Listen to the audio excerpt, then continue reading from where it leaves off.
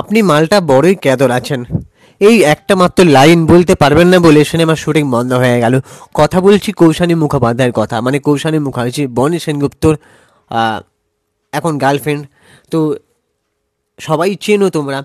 সেই কৌশানী মুখোপাধ্যায়ের একটা সিনেমার শুটিং বন্ধ হয়ে গেল, কারণ তার নিজের জন্য, কারণ সে সেই লাইনটা বলতে পারবে না। আতিউল ইসলাম পরিচালিত কাল সিনেমাটার কথা আমি বলছি। সেই সিনেমায় এরকম একটা ডায়লগ ছিল, তাকে বলতে বলা হয়েছিল।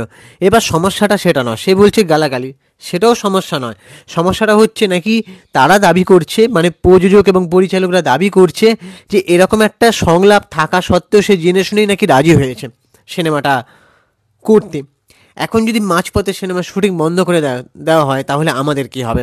আর তারা এটাও বলছে, প্রযোজক রবিউল শেখ এবং পরিচালক তো আতিউল ইসলাম বললাম, তারা দাবি করছে যে এই ওয়ার্ডটা গালাগালি নয়, এটা একটা গ্রাম্যচলিত ভাষা। এই ক্যাদর আছেন, এই কথাটার মানে হচ্ছে ছ্যাবলামি। তো সেটা কৌশানী মুখোপাধ্যায় বুঝতে পারছেন না, এটা ওনারা বলছেন। আর দুটো লাইন ছিল, সেটা নাকি বলতে পারবে না, তবে সেটা যদি আগেই তারা বলে দিত, মানে কৌশানী মুখোপাধ্যায় যদি আগেই বলে দিত তাহলে এত সমস্যা হতো না। অলরেডি নাকি 40 থেকে 45 লাখ টাকা খরচা হয়ে গেছে, এখন মাঝপথে শুটিং বন্ধ। তো এবারে জানি না ছবিটার ভবিষ্যৎ কি। ছবিটায় কৌশানী মুখোপাধ্যায়কে একটা দুধে পুলিশ অফিসারের চরিত্রে দেখতে পাওয়ার কথা ছিল।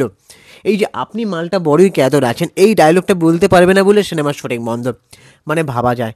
আচ্ছা যাই হোক, এবার আমি ভালো খারাপ নিয়ে আলোচনা করছি। দেখো, আগেকার দিনে যে সিনেমাগুলো হতো সেখানে যদি একটা ক্যালাবো কথাটা যদি থাকতো তাহলে আমরা ভাবতাম এই সিনেমাতেও গালাগালি। তো এখন সিনেমার ল্যাঙ্গুয়েজটা, ভাষাটা পাল্টে গেছে। এখন সর্ববৃহৎ স্তরে যদি সিনেমা পৌঁছানো যায় তাহলে কিছু কিছু জায়গায় যদি সেরকম ডায়লগ থাকে, বা যেমন তোমরা যদি বাইশে শ্রাবণ ছবিটার কথা ধরো, তারপরে বলিউডে এমন এমন ছবি আছে, বা পুষ্পা সিনেমাটায় সেখানেও কত গালাগালি আছে। যাই হোক, তো এই এই এই কথাটা এমন কিছুই নয়, তবে এক একজনের মুখে এক একটা গালাগালি এমন শুনলে আমাদের মনে হয় তারা আসল কোনো সাবজেক্ট নিয়ে তারা পিএইচডি বা গ্র্যাজুয়েশন করেনি, তারা মনে হয় গালাগালিতে নিয়ে পিএইচডি করেছে। কিছুটা ভাষা সংযত রেখেও কথা বলা দরকার সব কিছুতে। ছবির এক একজন আঁতেল ডিরেক্টর আছে, তারা এক একজন ছবি বানাচ্ছেন, আমি কারণ নাম না নিয়েই বলছি, তারা সব জায়গায় গালাগালি ঢোকাচ্ছে, যেখানে প্রয়োজন নেই তবুও সেখানে গালাগালি ঢোকানো হচ্ছে। তো এটাই বলছি, যতটুকু যেখানে প্রয়োজন সেখানে যদি আর্ট ক্রিয়েটিভিটি দরকার হয় সেখানে ঠিক আছে, বাট এই না যে প্রত্যেকটা জায়গায় এইটাকে নিয়ে ক্রিয়েটিভিটি তৈরি করতে হবে। সমাজেরও বাস্তব বলেও একটা কথা আছে, সেটা আজ যে কেউ মানুক আর না মানুক। কিন্তু এই যে কৌশলী মুখোপাধ্যায়ের কথায় যদি আমি আসি এবারে, আমি জানি না এটা সত্যি কিনা, প্রযোজক পরিচালকরা বলছেন যে, দাবি করছেন তারা তারা দাবি করছেন যে এই ছবিটা মানে জেনে শুনে নাকি কৌশলী মুখোপাধ্যায় সাইন করেছেন। তারা সে যদি আগেই বলে দিতে পারতো তাদেরকে, যদি যদি ঘটনাটা সত্যি হয়ে থাকে, যে প্রযোজক পরিচালকদের কথা যদি সত্যি হয়ে থাকে তাহলে এটা কৌশলী মুখোপাধ্যায়ের দোষ। কিন্তু কৌশলী মুখার্জির আসল কথা আমরা কিন্তু এখনও জানতে পারিনি। এমনও হতে পারে যে কৌশলী মুখোপাধ্যায় আগে কিছু জানতো না, বা পরে বলা হচ্ছে, এখন পুরোটা খোলসা কেউই করেনি।